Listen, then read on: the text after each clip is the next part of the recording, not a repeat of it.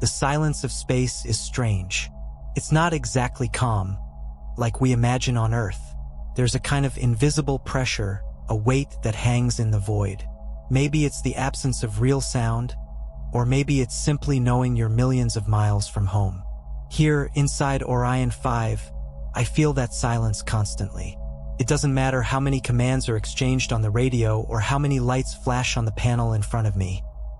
Space is always there, waiting. My name is Elias Harper. I'm the commander of Orion 5, and if all goes well, this will be the mission that takes humanity back to the moon after more than half a century. But this time, it's not just to plant flags or take pictures. We're going to the dark side, the side we never see from Earth. But to understand how we got here, you need to go back in time to 1972, when Apollo 17 made its last lunar landing. I remember watching the old videos of Gene Cernan hopping across the lunar dust, drawing up C in the soil for his daughter. He was the last human to walk there, and for decades that was the end. Not because we couldn't go back, but because no one seemed to care anymore. The space race died with the lunar landing. The tension between the United States and the Soviet Union gradually faded, and budgets were slashed. It was as if we had reached the pinnacle and decided that was enough. But what few know is that the Soviets never entirely gave up. In declassified files years later, it was revealed that the Soviet Union kept investing in secret missions, sending unmanned probes to the far side of the moon. Only fragments of these missions made it into the public domain, but what they found was enough to fuel decades of conspiracy theories. Incomplete data, broken transmissions, a series of blurry photos showing unusual formations on the surface. Nothing concrete, but enough to spark people's imaginations. When the International Space Agency, the ISA, was formed in the 2030s, one of its goals was to unite global efforts to expand humanity's reach in space. Not just orbital stations or robotic probes, but manned missions beyond Earth's orbit. That's how Orion 5 came to be. A coalition of old dreams, modern technology, and the promise of something greater. My crew is small but solid. Valentina Orlova, technical engineer, is the embodiment of Russian rigor. She's meticulous, brilliant, and sometimes a bit intimidating. Roy Bennett, the pilot, is an easygoing American with a dry sense of humor that helps cut the tension. And Helen Mirren, our biology specialist, is the youngest on the team, but probably the smartest. She always says she's here to study life, even if that just means looking for evidence that the moon never had any. Our official objective is ambitious: conduct experiments, analyze soil samples, and lay the groundwork for an outpost to support future missions. But what's not in the press releases is the real reason we're going to the far side. You know those blurry Soviet images? Someone at ISA took them seriously enough to want answers. The journey here was smooth, almost anticlimactic. Orbital maneuvers, routine checks, everything went as expected. But now, as we approach the moon, there's something in the air, or rather, in the absence of air. A sort of foreboding. Maybe it's just my imagination. After all, I've spent my entire life training for this. Even so, I can't shake the feeling that we're entering uncharted territory in a way neither the Apollo missions nor the Soviets ever dared to. And that's thrilling. When we finally cross the threshold between the visible and hidden sides of the moon, everyone in the cabin leans forward, gazing out the window. The surface below is an abyss of shadows and faint light. The craters are deeper, sharper, like ancient scars on a face that's never seen the sun. Valentina murmurs something in Russian. I don't understand the language, but her tone sounds almost reverent. Roy lets out a low whistle, and Helen just stares, motionless. No one speaks for a long moment. Then Mission Control's voice breaks the silence. Orion 5, this is ISA. Confirm your position. I grab the radio but hesitate for a moment before responding. There's something surreal about being here, seeing what no human has ever seen with their own eyes before. Control, position confirmed. Entering designated orbit. I lean toward the panel to adjust the systems. Beside me, Valentina checks the instruments, and Roy prepares the calculations for the landing. The cabin is bathed in a cold blue light, the glow of the monitors reflecting off our faces. And then I see something outside the window, something that makes me pause. It's nothing obvious, just a small blot on the horizon, almost indistinguishable. It's dark, like a shadow that shouldn't be there. I don't say anything, and not yet. For now, it's just a detail lost in a sea of craters. But something inside me knows. This will be the first mistake. Earth disappeared from our view a little over an hour ago. Since then, something has changed in the cabin. It's not a physical change. The recycled air smells the same metallic way it always does. The instruments keep blinking in their regular patterns. But there's something about the silence that has grown heavier. Helen is the first to comment. She's sitting by the small side window, her eyes fixed on the endless blackness outside. "It's really gone," she says, as if speaking to the void itself. Roy, adjusting the controls, responds without looking up from the panel. "Earth, welcome to the dark side. It's just us, the moon, and, well, nothing." He tries to keep his tone light, but the truth lingers in the air. The sense of separation is crushing. I walk over to the window where Helen is sitting and look outside. The pale blue that had always been there, a reminder that home still existed, is gone. Now there's only absolute darkness, a void that feels more alive than anything I've ever seen.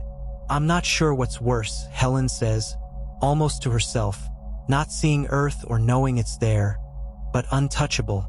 She keeps staring, her eyes slightly misty, but says nothing more. Valentina, on the other hand, has no time for sentimentality. She's in the rear section, checking the landing systems for the 5th time and manually adjusting the sensors. "It's a normal psychological effect," she says, not looking at us. "Training teaches how to handle it. This is no time for distractions." Valentina's straightforwardness was useful during preparations, but here, in space, it feels almost cold. Roy gives her a sidelong glance, raising an eyebrow. "Oh, right, because we're all perfectly programmed, huh? No feelings, no fears. Good to know." Valentina sighs. "I'm just saying it's expected. It's not helpful to stare into nothingness and get lost in thoughts. We have a job to do." Roy smiles in that easygoing way of his, but there's a hint of teasing in his voice. "Val, you should try philosophizing sometimes. It's good for the soul." "Philosophy doesn't land spacecraft," she retorts dryly. I cut the conversation short before it turns into something bigger. "We all know what we need to do, but let's not pretend being here is ordinary. This is the farthest any of us has ever been from home. That deserves at least a moment of acknowledgement." Valentina didn't respond but didn't argue back either. Roy gave a sly smile, satisfied to have me as an ally, and Helen finally turned away from the window to look at me. "It's strange," she said, crossing her arms as if feeling a cold that wasn't there. "To think we're so far away that no one can hear us. No matter what we do here, it's just ours. It's like we've left everything we know behind." The silence that followed wasn't the same as before. Now it was loaded with something deeper. Everyone knew she was right. After a while, I returned to my seat and started reviewing the next steps for the landing. Roy decided to break the heavy mood, turning to Helen. "Hey, did you know the first food sent to the moon was applesauce?" Helen blinked, confused by the sudden change of subject. "Really? Completely serious," Roy replied, nodding with a mock-serious expression. "Someone somewhere thought, you know what Neil Armstrong needs while making history? Applesauce." Helen laughed, though faintly, and the sound was like a small crack in the ice. Valentina muttered something in Russian that sounded like a critique, but even she couldn't hide a small smile. The humor worked for a few minutes, but soon we were back to reality. As we adjusted our orbit, I watched the deep features of the lunar surface slowly pass beneath the spacecraft. The far side was so different from what we knew. The craters were larger, the terrain more rugged. It felt like we were looking at something that was never meant to be seen. Helen was looking out the window again.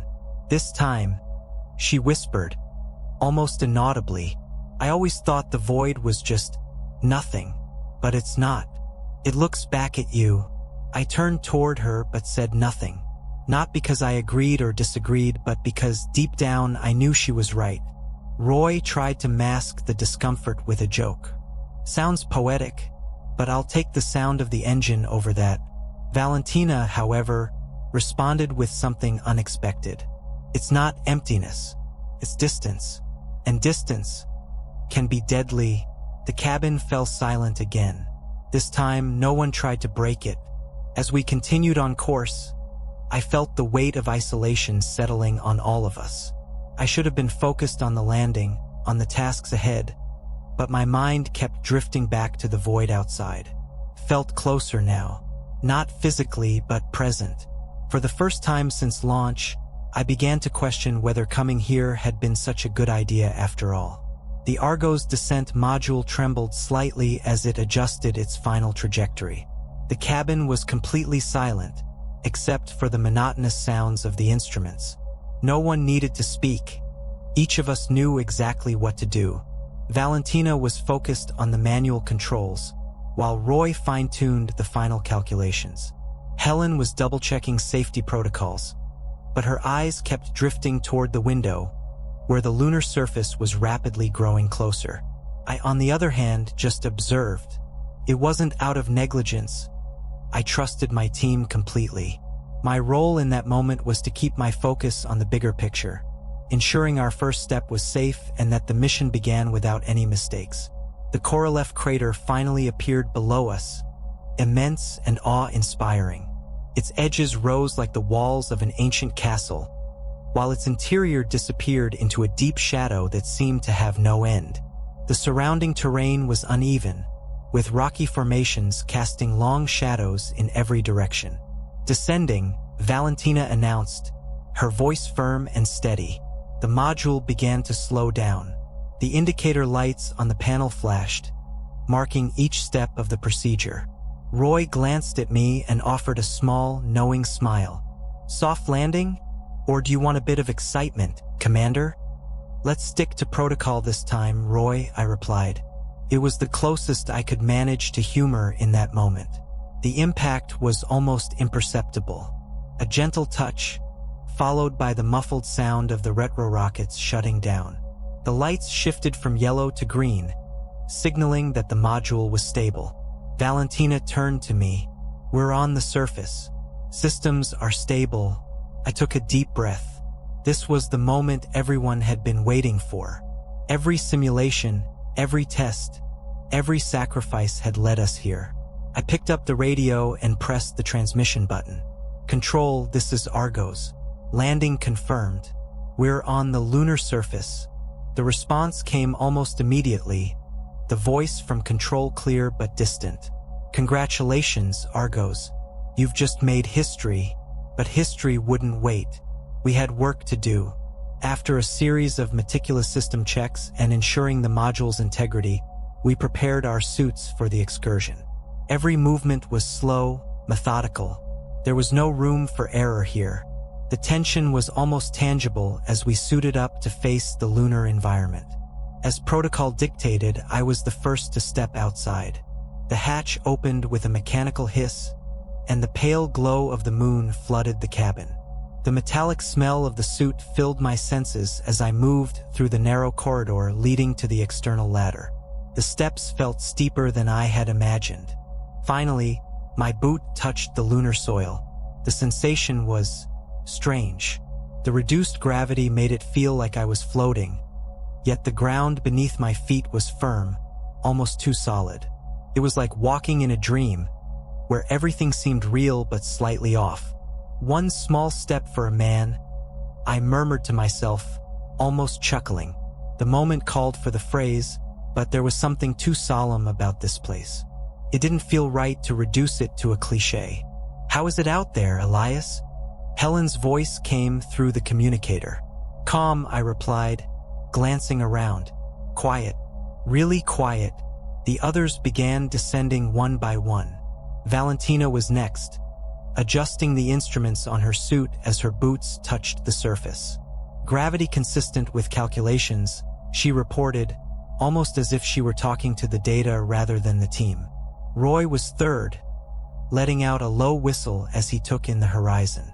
Never thought I'd say this, but I think I prefer the Arizona desert. Helen came last, hesitant but determined. When she finally stepped onto the surface, she stood still for a moment, looking around. "It doesn't feel real," she said, almost in a whisper. I knew exactly what she meant. Our next objective was the pre-assembled base. Located about 500 meters from the landing site, it had been sent months earlier in an automated module. The base, called Asterion, was simple but functional. 2 cylindrical modules connected together, with space for experiments, rest, and maintenance. The walk there was slow, but not without moments of levity. Roy took advantage of the reduced gravity, making exaggerated little hops. "I bet a slam dunk in the NBA here would be a breeze," he remarked, prompting a light laugh from Helen. Valentina, however, stayed focused. "Roy, if you damage your suit, it will be a problem. No jokes." When we finally reached the base, we conducted a final inspection of the life support systems before entering. Once the module pressurized and the indicators turned green, we removed our helmets. The air inside was clean, but it had a peculiar smell of plastic and warm metal. Roy was the first to break the silence. "Well, folks, welcome to our lunar home. Hope you brought comfy pillows." Helen let out a short laugh but quickly turned her attention back to the instruments. She was clearly eager for the next step. We all were. After settling in, we gathered the preliminary data to discuss the main plan. Valentina displayed on the monitor the images that had brought us here. Unusual formations detected by the ISA along the edges of the Korolev crater. The anomalies weren't clear, but something about the lines and patterns didn't match the natural terrain. "Our priority is to investigate this," Valentina said, pointing to the monitor. "The formations are approximately 2 kilometers from the base. We'll need an extended excursion to reach them." Helen seemed fascinated. "What if it's a type of formation we've never seen before?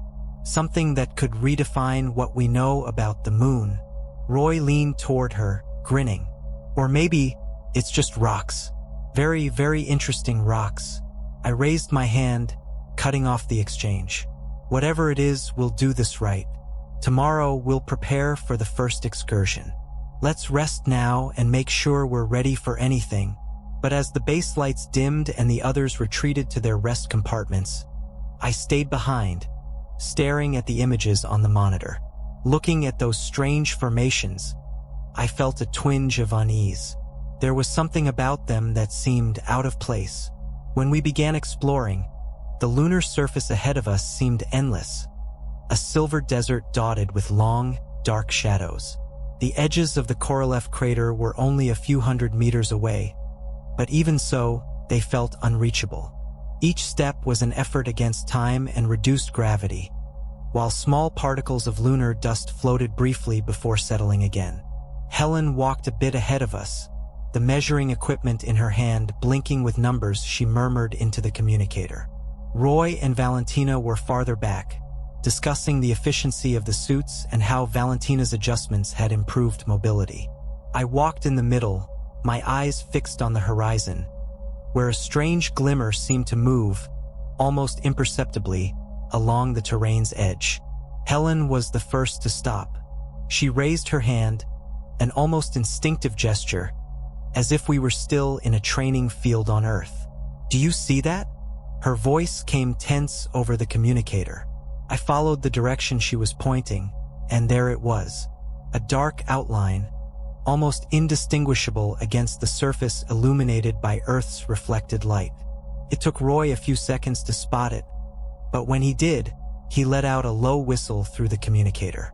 "What the hell is that?" He adjusted his helmet's visor to zoom in. "It looks like structures." Valentina frowned, checking the instruments on her suit's arm. "Structures? That doesn't make sense. There are no records of installations like this here." Helen stepped forward slightly, tilting her head. But they're structures, clearly. Look at the angles. They can't be natural formations. I moved closer, trying to keep a clear mind as the images slowly took shape on my helmet's visor. They were right. On the horizon, several geometric shapes emerged. These weren't just rocks or misshapen craters. They were straight lines, organized, some intersecting at perfect angles. Could it be debris? I suggested, trying to rationalize. Valentina shook her head. Unlikely. There are no signs of recent impact here, and even if there were, these shapes, she paused, searching for the right words. They look deliberate. Roy chuckled, though his voice carried a hint of nervousness. Okay, so we've got a secret lunar base built by who? The Soviets? Aliens? Some country that never admitted to being here. No one responded. The truth was, nothing we were seeing made any sense. The technology available in past decades simply wouldn't allow for something like this, especially in such a remote and isolated location. Helen looked captivated. We need to go there, she said, her voice filled with an almost childlike determination. Valentina didn't agree immediately. We can't deviate from the main plan. Our objective is to investigate the Korolev crater and the formations detected in the satellite images. That's what brought us here. Roy crossed his arms, the motion restricted by his suit.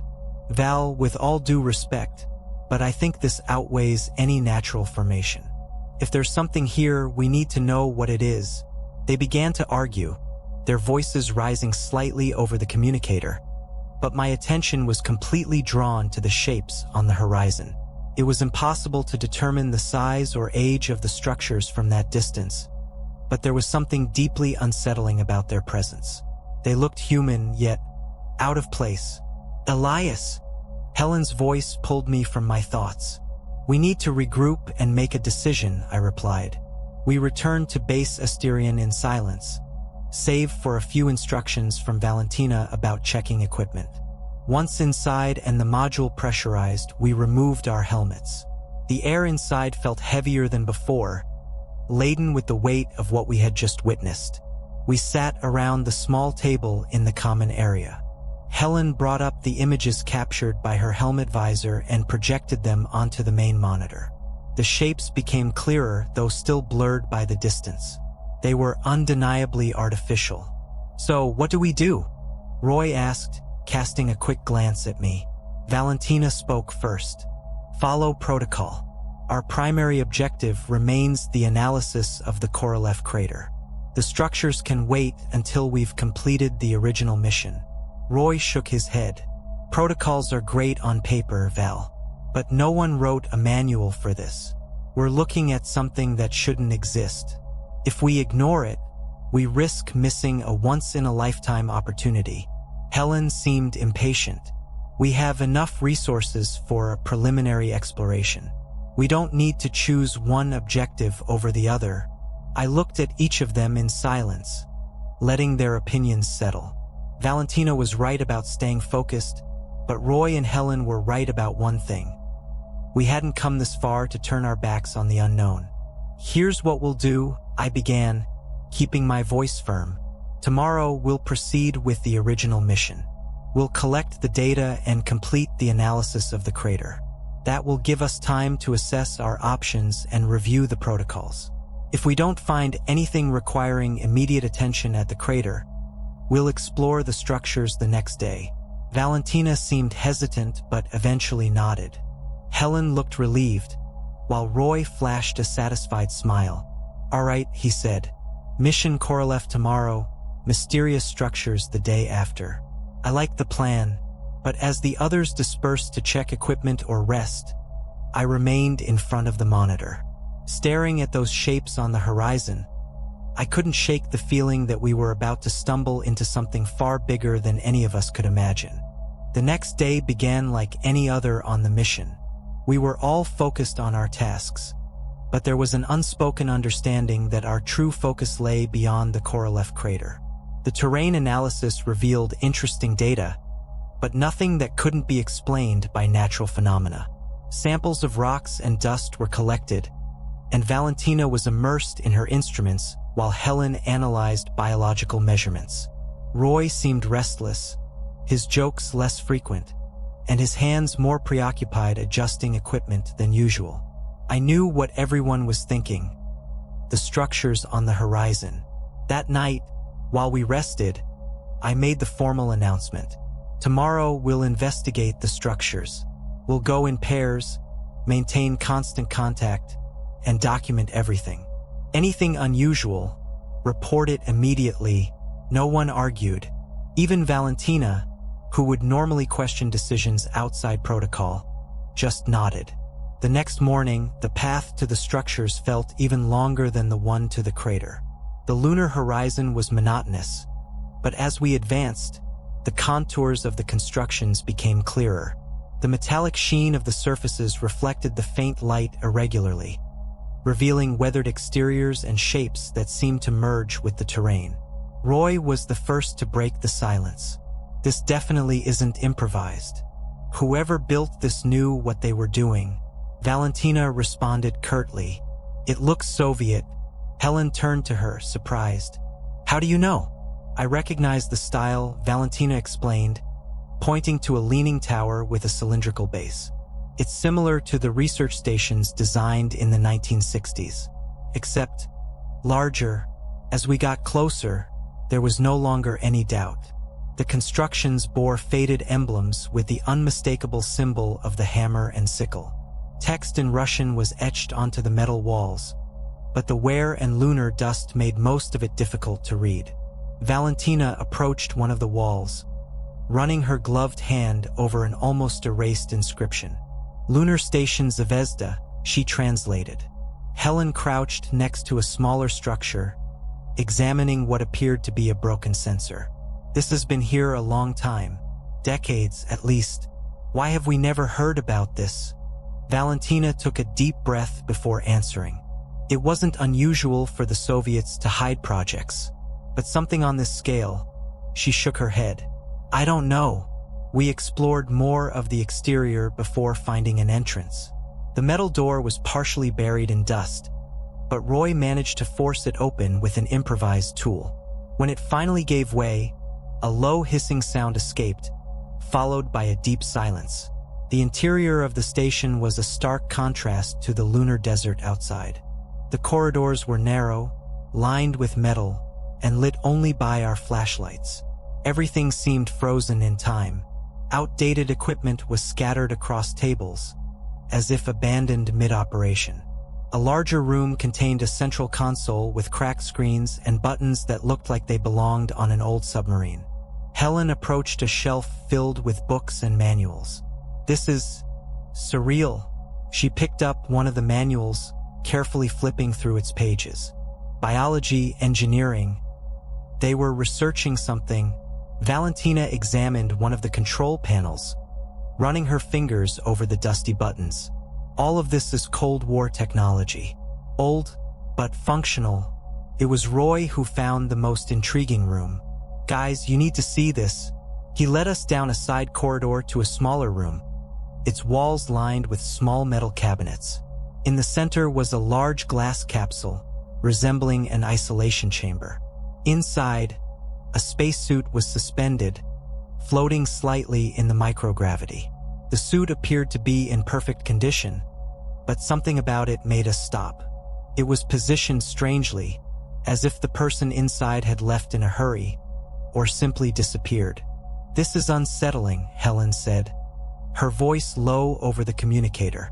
Valentina examined the sides of the chamber, reading the engraved text. It's a decontamination unit.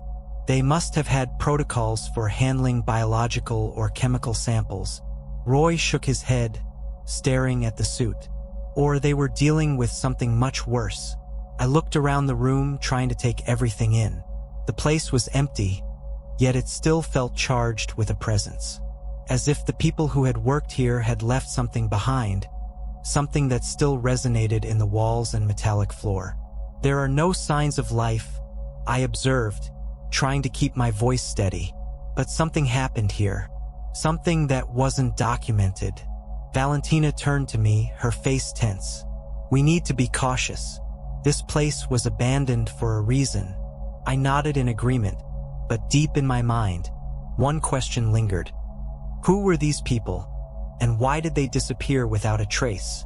As we prepared to leave, Roy turned back to the capsule. I bet we're not going to like the answer.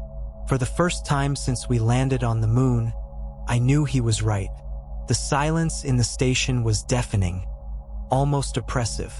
Walking through those cramped corridors, where every surface seemed to carry the weight of untold stories, was unlike anything we had ever experienced. No matter how much I tried to stay focused on the investigation, it was impossible to ignore the feeling that something was deeply wrong in this place. Valentina was focused on the central consoles, her skilled fingers navigating the old buttons and keyboards as she tried to power up the systems. Helen and Roy examined the cabinets and medical equipment, but their expressions betrayed more discomfort than curiosity. After several minutes of frustrating attempts, Valentina finally managed to activate one of the terminals. The screen flickered several times before displaying a rudimentary interface, text in Russian filling the screen. She let out a small sigh of relief. It's functional, at least partially. What can you access? I asked, stepping closer to her. Valentina began navigating through the menus, murmuring to herself as she read the commands. Mission reports, sensor data, video logs. It seems most of the information is corrupted, but some files are still intact.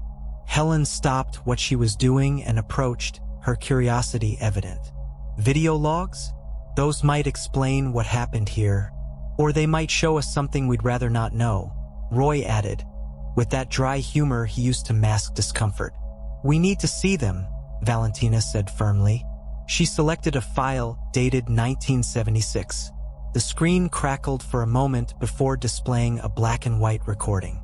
The video trembled slightly, showing a rudimentary lab similar to the one we were in now. Several Soviet scientists, dressed in a mix of lab coats and space uniforms, were gathered around a metallic table.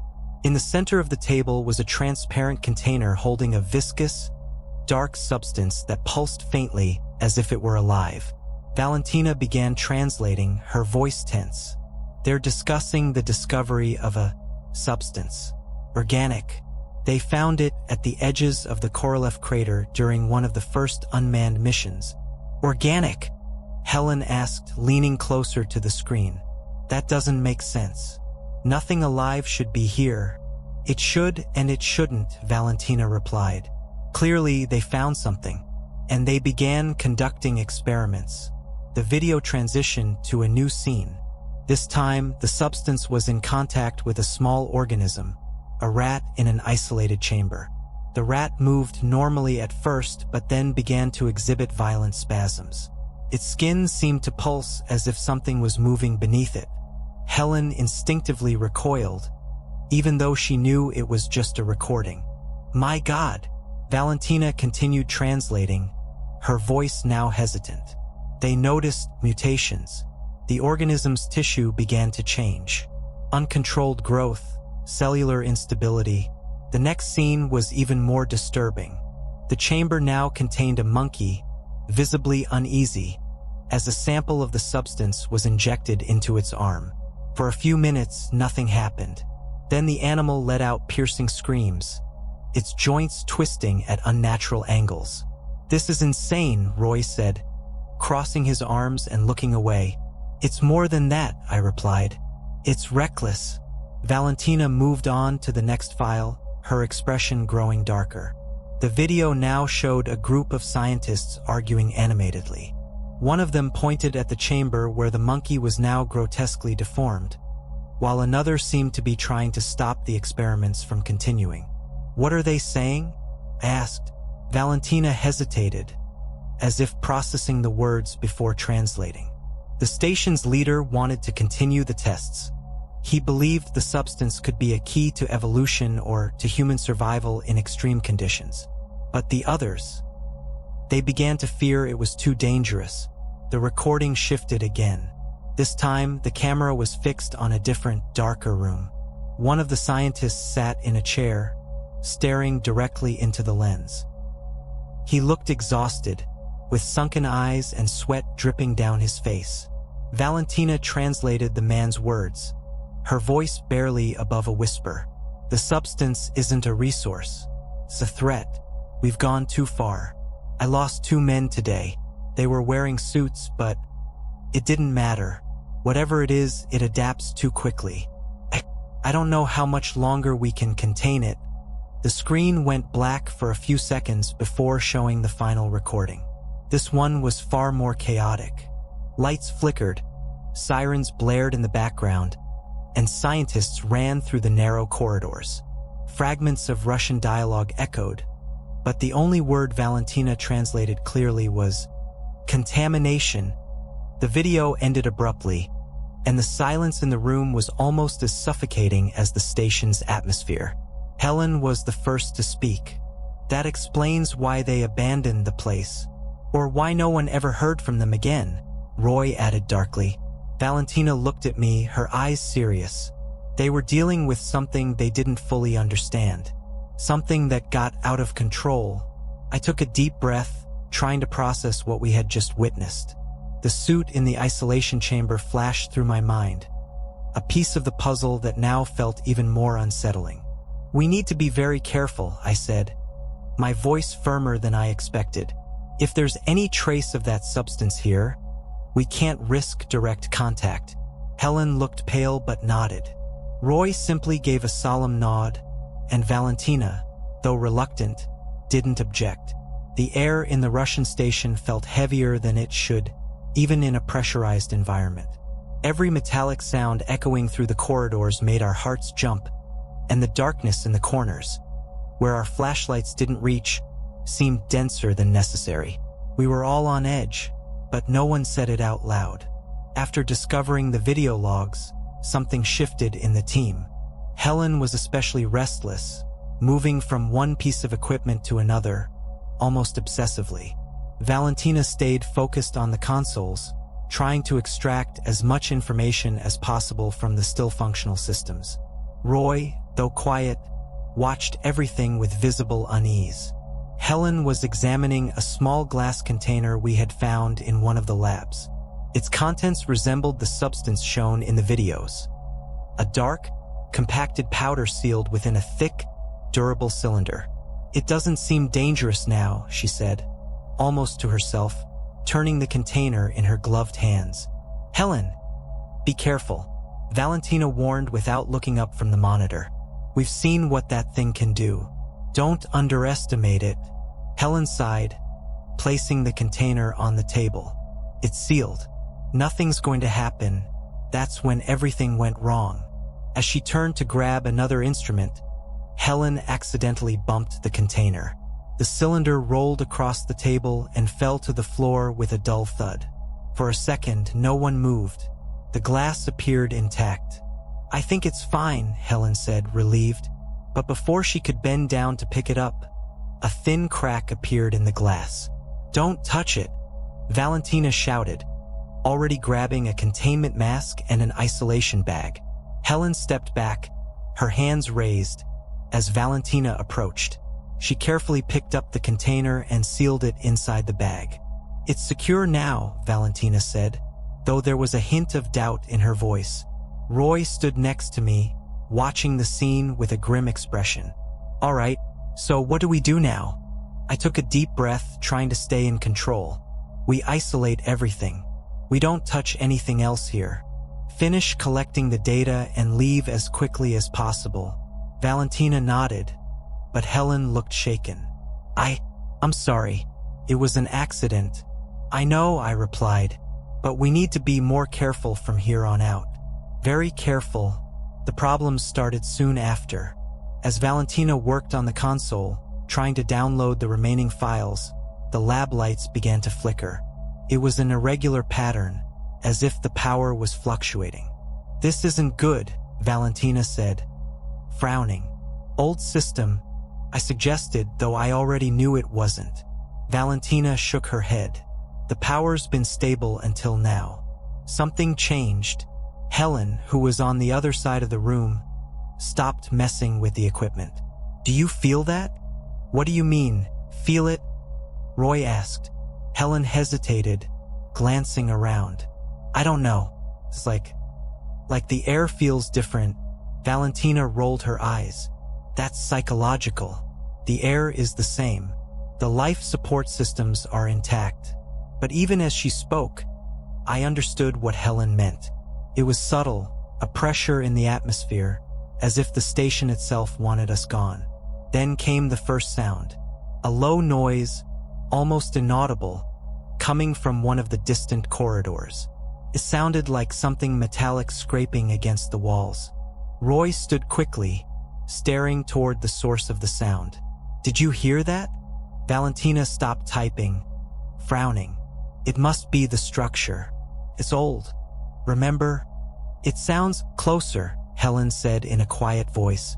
I held the communicator on my suit, straining to hear beyond the muffled hum of the internal systems. There was nothing else, just silence. Let's finish here quickly, I said, trying to maintain authority in my voice. The longer we stay, the more we're exposing ourselves. Valentina returned to her work, though her focus was clearly shaken. Helen moved closer to Roy, who was still standing, staring into the dark corridor. The next sign was more subtle. Roy started complaining about a mild headache. At first, no one paid much attention. He had mentioned earlier that the helmet felt uncomfortable. But as the minutes passed, he grew more irritable. Are you okay? I asked as he rubbed his forehead. Just a damn headache, he replied, trying to smile. Must be the dry air or something. Valentina, who was standing beside him, frowned. Is your suit functioning properly? Roy checked the indicators on his arm. Yeah, everything's normal, but something in his tone put me on edge. Valentina managed to extract the final files, and Helen helped isolate anything that could potentially be contaminated. The cracked container was locked in one of the station's cabinets, sealed with the best security measures we could improvise. Roy sat in one of the lab chairs, pressing his hand against his forehead. His breathing was heavy, and the brightness in his eyes seemed dimmer. Still have a headache? I asked, trying to stay calm. He shook his head slowly. It's worse. Feels like something's squeezing my skull. Valentina approached with a handheld scanner. There's no sign of changes in your vital signs, she said, but her voice lacked its usual confidence. Helen, standing nearby, looked at him with concern. I think we should head back to the base now. I agreed, but there were still things we needed to understand before leaving. Additionally, activating the decontamination module at Base Asterion required that all samples be fully isolated. We'll leave soon, I decided, trying to reassure them. But first, we need to make sure we're not leaving anything critical behind. While Helen organized the samples in the lab, Valentina and I went to the control room to review the final logs and seal the systems. The console flickered with dim lights, as if the power was barely holding. The station wasn't designed to last this long without maintenance, Valentina said as she checked the energy levels. It's a wonder it's still operational, but something about the indicators seemed strange. The energy wasn't just low. It appeared to be diverted, as if something was consuming more than it should. What's causing this? I asked. Valentina frowned, typing commands into the panel. I'm not sure, but it looks like the main generator was deliberately damaged. Sabotage. She nodded slowly, her eyes fixed on the screen. Yes, this isn't a maintenance failure. Someone did this. My mind went back to the videos we'd seen, those chaotic final moments. Maybe they were trying to prevent the pathogen from spreading. Valentina didn't respond, but her silence felt like confirmation. Is there another generator?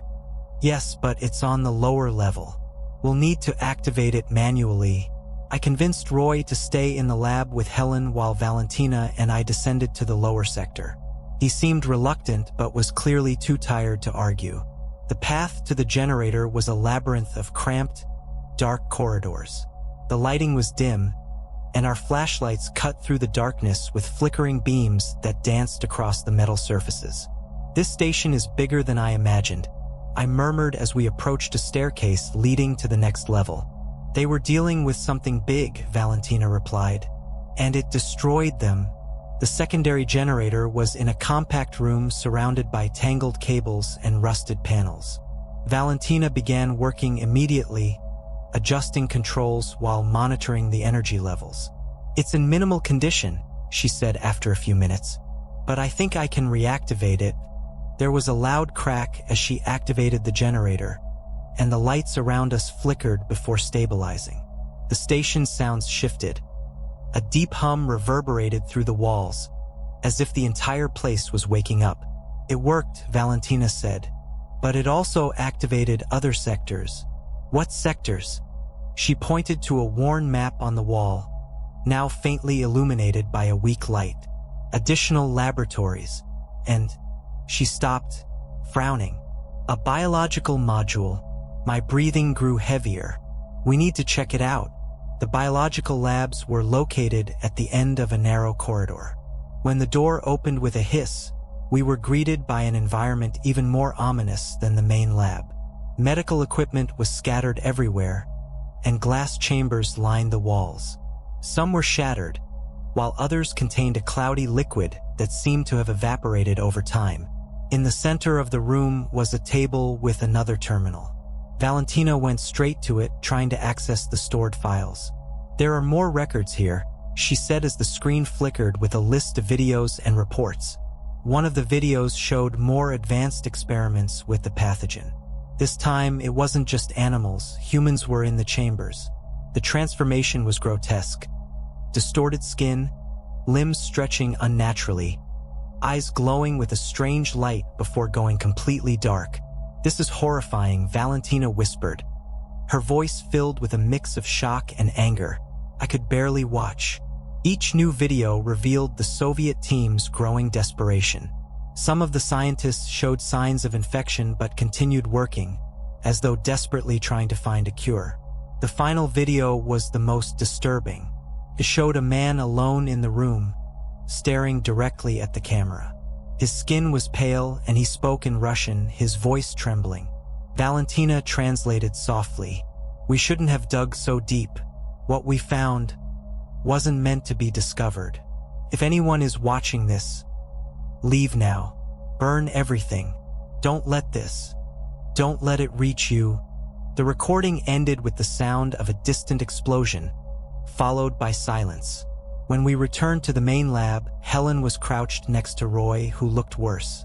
His skin was pale, almost translucent, and his breathing was irregular.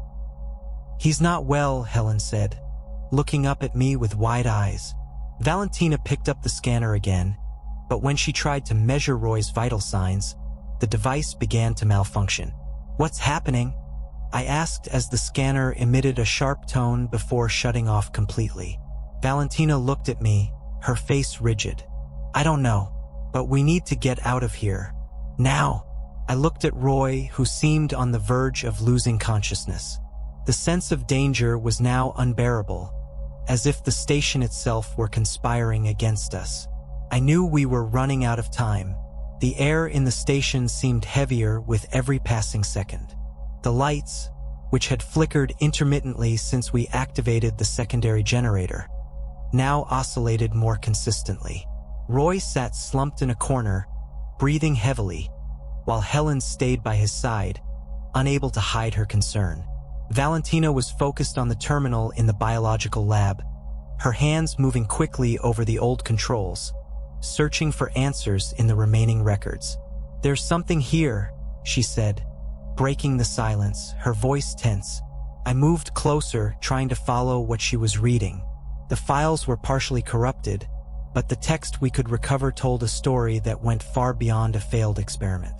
The pathogen isn't artificial, Valentina said slowly, as though still processing the words.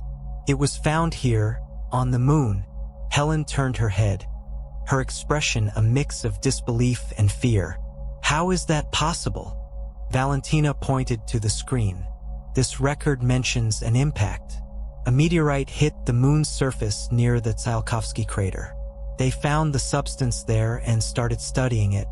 Roy, even in his weakened state, managed to murmur hoarsely.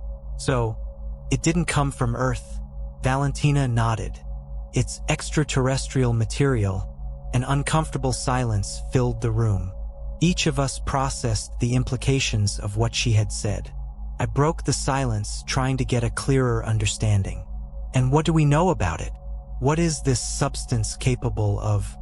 Valentina looked back at the screen, her expression growing darker as she read more of the fragmented reports. "It's highly mutable.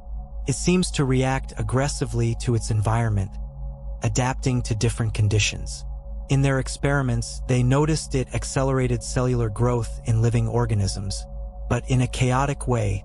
Helen stepped closer, her brow furrowed. "You mean mutations?" "Not just mutations," Valentina replied. "Complete transformations. The substance seems to rewrite the organism at a basic level, as if it's trying to make it into something else." Her words hung in the air like an unspoken threat. I glanced at Roy, who looked visibly worse. His breathing was irregular, and his face was slick with sweat. "Is that what's happening to him?" I asked, pointing to Roy. Valentina hesitated but eventually nodded. "It's possible. If he came into contact with particles of the pathogen, even in small amounts." Helen shook her head, panic creeping into her voice. "We can't leave him like this. We have to do something." Valentina squinted, trying to maintain her focus. "There's no cure. At least, not in the records I've found." "Then what was their plan?" I asked, frustration building. "Isolation," Valentina said. "They tried to contain the pathogen within the station, but clearly, it didn't work. Sabotaging the generator was probably their last desperate attempt to stop it from spreading." A chill ran down my spine. The situation was becoming clearer, and each new piece of information made it even more threatening. Valentina continued searching the records while Helen and I monitored Roy. He had slipped into a semi-conscious state, occasionally muttering incoherent words. "I found something," Valentina said, drawing my attention. She pointed to a map of the lunar surface, displayed in a rudimentary format on the monitor. A coordinate was highlighted, and the associated text confirmed what she had mentioned earlier. "Here," she said, pointing to the map. "Tsiolkovsky crater. That's where the impact occurred." "How far is it from here?" I asked. "Approximately 40 kilometers, Valentina replied. "It's not an impossible distance, but we'll need resources to get there." Helen looked confused. "Why does this matter now? We need to focus on getting back to the base and keeping Roy stable." Valentina shook her head. "If the pathogen is still active there, we need to understand the extent of the threat. The last thing we want is for it to spread." "She's right," I interjected. "If we bring this back to Earth without fully understanding what we're dealing with, we could be exposing the entire planet to an unimaginable danger." Helen seemed reluctant but had no arguments against what we said. The weight of the situation was clearly affecting all of us, and Roy's condition only heightened the tension. As we discussed our next steps, another system failure occurred. The lights flickered violently, and a deep hum reverberated through the walls. Valentina rushed to the console, trying to stabilize the system, while Helen held on to Roy, who seemed to be suffering more with each passing second. "It's overloading," Valentina shouted. "Something is interfering with the secondary generator's power." I scanned the room, trying to identify the problem. That's when I noticed something in the air. Fine, dark particles floating, almost imperceptible under the dim light. "What's that?" I asked, pointing. Valentina stopped and followed my gaze. Her expression turned to pure terror. "It's the pathogen." Helen covered her face with her hands, pulling Roy away from the particles. "How is it in the air? The cracked container?" "Maybe," Valentina replied, her fingers flying across the controls. "Or, it could be coming from somewhere else." We didn't have any more time. The entire station seemed contaminated, and every second we stayed put us in greater danger. Valentina shut down the terminal with a sharp motion. "We need to leave." Now, if we stay here, we're all compromised.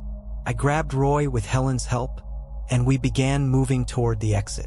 The journey through the corridors felt endless, the hum of the generator behind us like a final warning. When we finally reached the station's entrance, I glanced back one last time. The place seemed to pulse with a life of its own, as though it had become part of the pathogen that had consumed its creators. I knew we had only scratched the surface of this mystery. Tsiolkovsky crater awaited, but one thing was certain. We were dealing with something far greater than ourselves, something that should never have been uncovered, and perhaps it was already too late to turn back. Roy leaned against the wall of the makeshift decontamination room, struggling to breathe. His skin, once merely pale, had taken on an ashen hue that made him look like a shadow of the man he had been just days ago. His eyes were glazed but conscious. He knew exactly what was happening to him, just as we did. Helen knelt beside him, holding his gloved hand, her eyes brimming with tears. "You'll be okay. We're getting out of here. We'll find a way to help you." Roy let out a weak laugh, forcing a smile. "Helen, you're a terrible liar." I stood on the other side of the room, speaking quietly with Valentina. She was convinced that Roy posed a risk to all of us, but I hesitated to agree. He was part of the team, and abandoning him wasn't something I was willing to consider. "Elias," Valentina began, her tone cold, the one she used when trying to control her emotions. "He's already compromised. Every second he stays here increases the risk for all of us. We can't just give up on him." I shot back, my voice firmer than I intended. She narrowed her eyes but didn't respond immediately. Instead, she gestured toward the monitors still active on the terminal. "And the samples? The records? You saw what happened to the last team that tried to study this." Helen, who had been silent until now, turned to us, her eyes blazing. "We can't destroy everything. You know what these discoveries mean. This pathogen. It might be dangerous, but it could also be the key to understanding alien life." "Understanding?" Valentina stepped toward Helen, her voice dripping with sarcasm. "You saw the videos. You saw what it does to organisms. And now you're seeing it happen to Roy. Do you really want to bring this back to Earth?" Helen stayed silent but didn't back down. Her posture showed she was determined to defend her position, even though she knew Valentina's arguments were valid. Roy, overhearing the conversation, slowly lifted his head. His voice was weak but still carried a tone of resolve. "You're arguing as if I'm already dead." Helen turned to him immediately, squeezing his hand. "We're not giving up on you, Roy." He looked at her for a long moment before shaking his head, letting out a short sigh. "But you should." The conflict remained unresolved. Valentina kept cataloging the files and determining which parts of the system could be isolated and erased. Helen did the opposite, trying to save everything she could in the hope that the discoveries might be safely analyzed on Earth. I was caught between them, trying to focus on what truly mattered: getting out of here alive. Roy was the one who made the decision for us. While Valentina and I were at the console debating data destruction protocols, he stood up with obvious effort. Helen tried to stop him, but he raised a hand, asking for space. "I've made my decision," he said, taking slow, dragging steps toward the exit. "Decided what?" I asked, moving closer to him. He stopped, leaning against the wall to catch his breath, before looking me in the eye. "I'm not risking your lives. Not after what we've seen here." "Roy, don't," Helen began, but he silenced her with a look. "I can't be saved, Helen, and you all know that. What I can do is make sure this," he gestured around, indicating the entire station, "doesn't get out." Valentina understood before any of us. "You want to shut down the generator?" Roy nodded slowly. "If we turn everything off, the pathogen will stop spreading.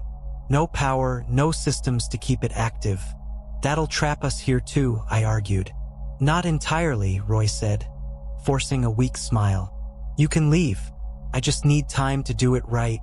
Helen started to protest, but Roy placed a hand gently on her shoulder, giving it a light squeeze. "Helen, I'm not the pilot of this mission anymore. I'm a burden you can't carry." She broke down, sobbing softly as he awkwardly embraced her. Roy left before we could stop him. As he moved slowly toward the secondary generator, Valentina monitored the power fluctuations on the console, fully aware of what he was doing. Helen was curled up in a corner of the room, her face buried in her hands, while I tried to stay calm and think of our next move. Then it happened. The lights flickered one last time before shutting off completely. The steady hum of the generator died, leaving an oppressive silence that weighed on us like a stone. Valentina checked the console, but it was completely unresponsive. He did it. He shut everything down. The primary generator was now permanently damaged, and the secondary one had been deactivated. Most of the station was now inaccessible, including the most contaminated sectors. Roy had given us what might be a chance at survival, but at the cost of his own life. As we prepared to leave the station, the emptiness around us felt even greater. Every step away from that place felt wrong, as though we were leaving a part of ourselves behind. Helen looked at me before we put on our helmets, her eyes still red. "He saved us, didn't he?" I didn't answer right away. I just nodded, adjusting my helmet and activating the visor. Roy had made his choice. Now it was up to us to ensure his sacrifice wasn't in vain. The silence on the far side of the moon was crushing. With the Russian station systems offline, even the sound of the void seemed to have vanished, leaving only the muffled breathing inside our helmets. Roy was dead. His sacrifice had shut down the generator, isolating the pathogen within the station. But it wasn't enough to ease the weight we felt as we trudged across the lunar landscape, with base Asterion still a distant speck on the horizon. I led the group, keeping a steady but cautious pace. Helen followed just behind, walking in silence, her figure hunched under the emotional and physical strain. Valentina brought up the rear, her gaze constantly sweeping the terrain behind us. Each step kicked up small clouds of silvery dust that floated momentarily before settling again. Even with the soft glow of reflected earthlight illuminating our path, the terrain felt more treacherous than before. "Status?" I asked, breaking the silence over the communicator. Valentina answered first, her voice professional but tense. "I'm fine. Suit systems are stable." There was a pause before Helen replied, her voice hesitant. I'm okay. Just tired." I glanced back, trying to assess her condition. She seemed slower, her movements less precise. For a moment, I considered asking if she was all right, but I decided to hold off. We knew enough to recognize that subtle symptoms could be the beginning of something worse. As we continued, an unexpected sound came over the communicator. It was faint and irregular. "Did you hear that?" Valentina asked, stopping immediately. "Yes," I replied. "Could be interference." But I knew it wasn't. The sound persisted, a faint, rhythmic pattern, like metallic footsteps echoing in the void. "That came from the station," Valentina said, turning to look back in the direction we'd come. I turned as well, but all I could see was the faint outline of the metallic structures in the distance. The station was completely dark, with no signs of life. Yet the sound continued. "That's impossible," I murmured. Helen finally stopped, breathing heavily. "It's not impossible. You saw the records. Who knows what else was left behind?" The mention of the videos made my stomach churn. The images of mutations and chaos were still fresh in my mind, and now it felt like something sinister was following us. "Keep moving," I ordered. "Don't stop." About 30 minutes later, I noticed Helen slowing down more and more. Her pace had dropped, and she stumbled twice over rock formations that would normally be easy to avoid. "Helen, stop for a moment," I said, moving toward her. She tried to protest, but her voice faltered. "I'm fine. I just need a second." Valentina approached, checking the indicators on Helen's suit. Her expression hardened. Your levels are fluctuating. Body temperature slightly elevated. It could be stress, Helen argued, her tone almost pleading. I'm tired, that's all. Or it could be the onset of contamination, Valentina replied bluntly. Helen lifted her head, her eyes reflecting a mixture of fear and anger. Don't say that. Not now. I stepped in before the argument could escalate. Helen, you need to be honest. Have you felt anything unusual since we left the station? She hesitated, avoiding my gaze. Maybe some lightheadedness. But that's all, I swear. Valentina looked at me, waiting for my decision. I took a deep breath, knowing we didn't have many options. We'll keep moving and monitor your vitals. If anything worsens, let us know immediately. Helen nodded, and we resumed walking. But the silence was now thick with tension. Valentina was the first to notice the movement. Elias, stop, she said abruptly. I turned to her, seeing her aim her flashlight toward a rocky formation behind us. For a moment, I saw what looked like a shadow shifting, but it was impossible to tell if it was real or just a trick of the light. What is it? I asked, trying to stay calm. Something's moving, Valentina replied flatly. Helen looked in the same direction, her breathing becoming heavier. Could it be Roy? The question hung in the air. It was irrational, but we all thought the same thing. Could he have survived somehow? Or could something be using his body? That's impossible, I said, trying to convince myself as much as them. But even as I said it, the noises returned on the communicator. They weren't just footsteps anymore. There was a low hum like metal groaning, and something else, something alive. Keep moving, I ordered. Don't look back. The descent module was still nearly 2 kilometers away when Helen finally stopped. She bent forward, bracing herself on her knees, and let out a low groan. I can't. Keep going, she said. Valentina rushed to check her vitals again while I scanned the horizon, increasingly anxious. The base seemed farther away than it should, and the sensation of being watched had intensified. She's getting worse, Valentina said bluntly. Higher temperature, unstable oxygen levels. Helen lifted her head with effort.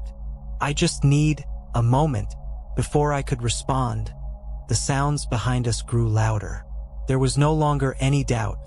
Something was moving toward us. Valentina looked at me, her expression urgent. We need to get out of here. Now. I moved to Helen, trying to help her up. You can do this, Helen. Just a little farther. She nodded weakly, and together we started walking again. But with every step, the sense of danger grew. The moon, once a silent void, now seemed full of shadows moving just beyond our sight. And for the first time, I began to doubt if we would make it back. The descent module came into view, its angular structure looking surreal against the silvery expanse of the lunar landscape. The journey had been unbearable, and the emotional weight of recent events was almost as crushing as the physical strain. Helen leaned against me, her steps increasingly unsteady. Valentina walked beside us, constantly glancing back, as if expecting something to emerge from the shadows. When we finally reached the module, we paused for a moment to gather ourselves. The sense of relief was brief. We all knew the hardest part was still ahead. Let's go, Valentina said, activating the external panel to open the hatch. Inside, the module was small and functional, with no room for distractions or comfort. As soon as we entered, Valentina began prepping the systems for liftoff while I helped Helen sit in the cargo compartment. She was deteriorating. Her face, pale before, now showed dark patches, and her breathing was uneven. We're almost there, Helen, I said, trying to keep my voice steady. She looked at me, but there was something in her eyes, a mix of understanding and resignation. Elias, you know what you have to do. I didn't answer right away, but the silence between us said everything. In the cockpit, Valentina was adjusting the manual systems, as parts of the automated circuits had been compromised. "The systems are ready," she said, not looking at me. "And the contamination?" I asked quietly. She paused before answering. "We can't risk bringing this back. If the ISA doesn't intercept and destroy the ship in orbit, whatever we've brought could spread." I stared at the main display, where the vastness of space began to emerge against the lunar horizon. "Helen knows that," I said finally. Valentina turned to me, tension clear in her eyes. "You're saying—" "Yes," I interrupted. "She's staying?" I returned to where Helen was sitting. She had already removed part of her suit, exposing skin that now bore strange, dark patterns, like veins pulsating faintly under the dim light. "Helen," I began, but she cut me off with a weak smile. "There's no other choice, Elias. You know that. Valentina knows that." I knelt beside her, searching for something to say. Anything to make this moment less unbearable. But there were no words for this. She took my hand, her grip surprisingly strong. "Promise me you'll do the right thing. Destroy the station. Destroy everything." I nodded, unable to speak. Valentina and I took our places in the cockpit. The countdown to liftoff felt both endless and far too quick. Each second brought us closer to the inevitable. Helen appeared at the hatch, her smile still on her face. She raised a hand in farewell before manually sealing the door, isolating herself from the module. The launch was violent, the moon's gravity seeming to fight against our escape.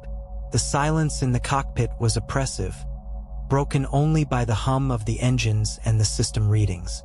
When we finally reached orbit, I looked back at the far side of the moon, now a distant blur. I sent the final message to the ISA. My voice was steady, but each word was a struggle. "This is Commander Elias Harper of Orion 5. We are returning to orbit, but the situation is critical. We encountered something, an extraterrestrial pathogen. It is highly mutable, unpredictable, and poses an extreme risk to Earth." I paused, gathering the strength to continue. The sacrifices of Roy and Helen made this return possible, but not without cost. I send this message as a warning. Destroy the station. Destroy all traces of it. What's there must not be studied, must not be understood. It must be forgotten. Valentina sat silently beside me, her eyes fixed on the display. She knew there was nothing left to say. As we crossed the lunar horizon, the far side disappeared from view. The void felt even larger now, heavy with secrets and sacrifices that those safe on Earth would never fully comprehend. I leaned back in my seat, closing my eyes for a moment. The image of Helen, smiling at the hatch, remained etched in my mind. She had stayed behind, just like Roy, while we continued onward. But deep down, I knew that none of us would truly escape that place.